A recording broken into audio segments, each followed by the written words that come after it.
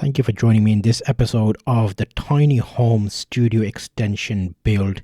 It's going to be interesting. In this episode, we are going to be showing you more of the wall being built. Now, this is past the stage that the inspector's been and improved it. It's 9, 10 and 11, so it's a couple of days worth of basically building the walls up. So they are quite long, large walls, and we ended up using all 3 pallets of the orange bricks that we had, as well as needing more bricks. In this episode, I'm going to explain overall the process that we went through, how long this can take, why it takes so long, as well as the little details that would be interesting if you're building your own small extension. So if you recall back to some of my early episodes, I explained the delivery came and these bricks more or less cost something in the region of £910.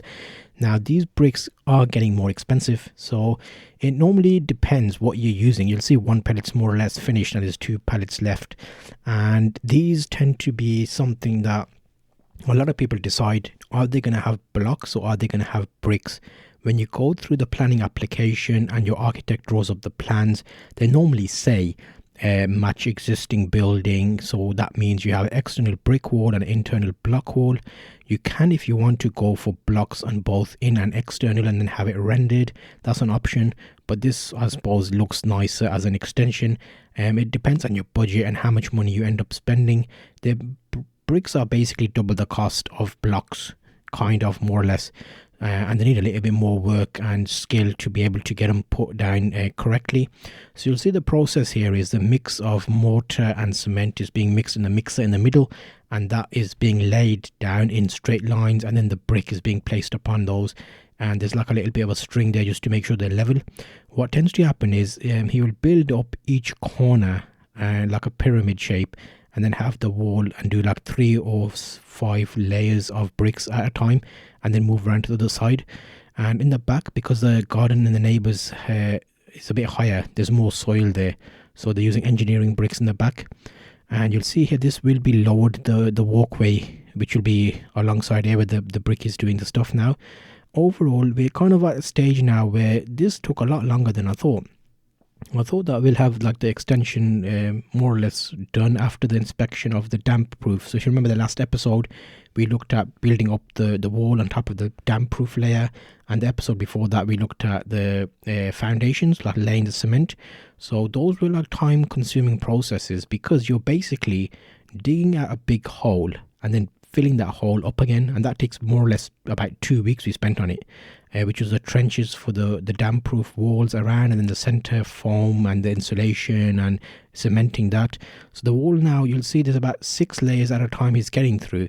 My time lapses on the video, I normally do a full day's time lapse. I have a battery bank plugged into my action camera, which takes like a still, it takes the image every second, and then it combines all those of those. So you're looking at like 30 images, which make up one second. Yeah, so it's 30 images per second, and that's what you're seeing here. So it basically takes a good it takes like 3 hours in the morning, and he does a couple of layers, 2 or 3 layers. Remember, he's mixing the mortar, putting the mortar down, bringing the bricks. He's got a helper with him, so he's doing all of that. And the walls are kind of coming up to a point now where they're solid, they're firm, and then the next day he does a bit more. So I'm wondering if the speed of a brickie determines how much they do, or the quality, or I don't know. You can probably let me know in the comments. And also thank you to everybody else who has commented over the process of this application, this series I'm going to call it now. So you'll remember we're on probably episode 10 now. This is like 8 to 10 videos I've made. I'm trying to keep each of these separate, so at least someone else going through this process can use this as a bit of a diary, understand how long it takes, and have a bit of expectations. Because having this as a real life situation, you're seeing videos as they come out a couple of days after I've recorded them. So for example, this video would have been from the 28th of January, and I'm currently editing it and uploading it on the 31st of January. So like at least 4 or 5 days between each one going on, but it's basically the same week. You're getting 2 or 3 videos of what's going on at the moment. So you're always getting a real life scenario of this and how many days it's taking. So you'll notice this is 3 days worth of work, and by the end of this video you'll see roughly how far they were able to go up with the wall. And remember, this is an outer layer because we've got 2 layers to go. The outer layer is a brick layer. We have insulation in the middle, which will probably another little bit of time putting insulation between the walls as they build up the inner layer. And the inner layer, you'll see the guy in the light grey jumper, he's doing the inner layer now. So the outer layer is being done by the brickie, the inner layer is being laid, which are thermalite blocks. Those are like wider, 2-foot wide blocks. They're lighter than the ones we use for the dam course, and they're meant to be better for insulation. And we're going to have a Cellutex type insulation core boards between the walls, so you have an air gap as well. And that's normally stipulated in the architect's plans of what they want you to do. Again, thank you to everybody else who's been commenting. If your comment helps bring attention to something I should be considering, your comment will be shown. If it's just YouTube tour builders watching other videos about building and regurgitating that on other videos, and yeah, if it doesn't make sense, then I'm not going to include the comment. I've had a few comments of you're doing this wrong, you're doing that wrong. The builders are going based on the plans. So having looked at the plans, they are stipulated based on what area you live in. So not always does something apply that you have done to another building that's being taken place. For example, in our damp proof course, we had a membrane, plastic membrane. Well, no, let's start from the bottom. So there's a solid ground. They dug down to solid ground. This is the floor insulation. Oh, here we go. We got inspector, the most important inspector coming. I'll come back to the story I was telling you in a minute about the comments. So yeah, this is another day now. So in the morning, normally walking Max, he'll have a little look around and inspect everything. So this is after day one. This is how far they were able to get up to the wall. And you'll see there's like, what, 7 or 8 layers worth of bricks there, nearly all the way around. The back bit hasn't been done yet. And then the inner one layer of thermalite blocks, and then they've got the little tags there which they tie the inner wall to the outer wall, and insulation goes in the middle. Anyway, back to the story. So yeah, if you're insulating the ground of the extension, what happens is you dig to a certain ground level which is hardcore, then you put a couple of mil of sand, about 5 to 10 mil of sand, just like a base layer. You put a plastic sheet down, then you put a foam big core. There's probably better words that you use, but it's basically insulation core foam Cellutex, and then they cement on top of that. That's what our architect said based on the area we live in. However, if you go up the road, Derbyshire or other areas in the world, they will say actually you need an additional layer of foam on there, and you need a double layer of membrane. So there's all sorts of different rules depending on what area you live in, and if there's mining taking place in the past or something. So there's no right or wrong answer. It's just down to what your inspector asks for, or what the architect has put in the plans based on your area. So there may be different ways of doing this. For example, some people put double layers of weep layers on the inner and outer walls, and all sorts of different things. So there's no real thing about that. It just depends what people have been told, or what someone's seen on YouTube and then gone and seen another video that's totally different. But that's just down to what area they live in or what their rules were at the time. So this is going to go through the normal process as an architect will check it, the inspectors will check it. So it's been approved, the damp proof anyway, so it's all perfectly fine. So yeah, thanks for your comments. Keep them coming in, because it's always nice to get that, and just gives me something to check to make sure that the builders are doing the right thing, basically, because sometimes there may be things that they're cutting corners on. You never know. We need to find that out. So when you're watching the video, if you see something that's not quite right, I suppose it's good that you're using your time to highlight that, and then we can see if that's the correct thing to do or not. And there are little upgrades that will be taking place alongside this video, because there's things like, for example, in the insulation they put Cellutex on the side where the windows and the doors would be. However, they were mentioning that the back wall can be like the insulation material. So in the next episode I'll talk more about that, where I said actually, you know what, I don't want that, I want this, based on some research that I did. So sometimes you will need to find out what is better for you in terms of the end use of the building or structure.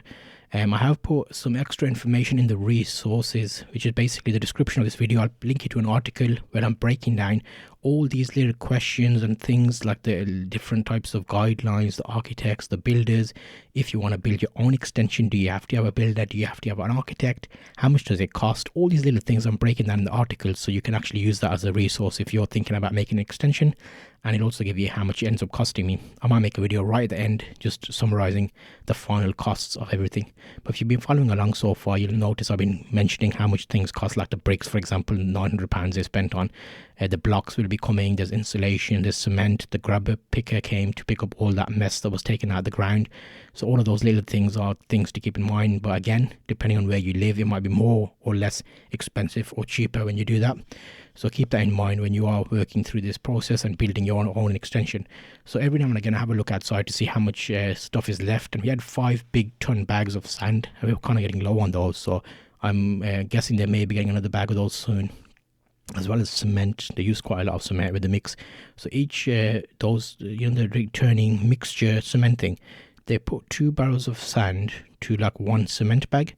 So that's quite a rich mix, but yeah, I'm assuming there's some thought behind that and how they do that, but they've been using that and filling that up and making it use regularly. So overall the extension is coming along nicely.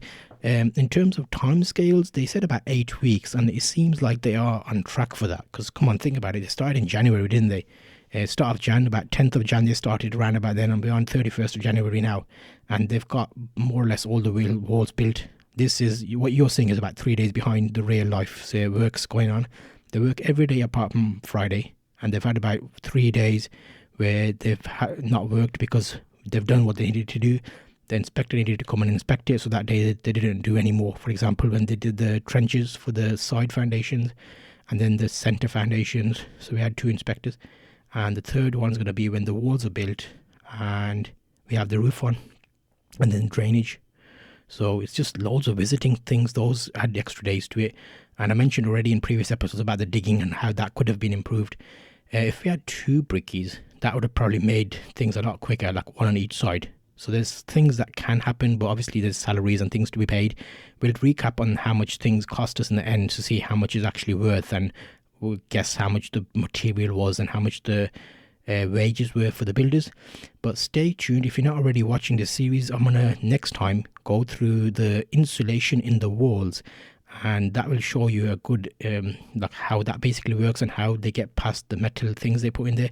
So make sure you subscribe for the next episode, and you will see it on screen, so you can jump onto that. If you haven't already gone back, make sure to check out other episodes, because you're seeing this from the start, like from when we took that shed down. If you remember back in the day, we took the shed down, and then from then and now how we progressed on the planning application and everything involved in between that. So I'll see you on the next episode, which will be on screen right now.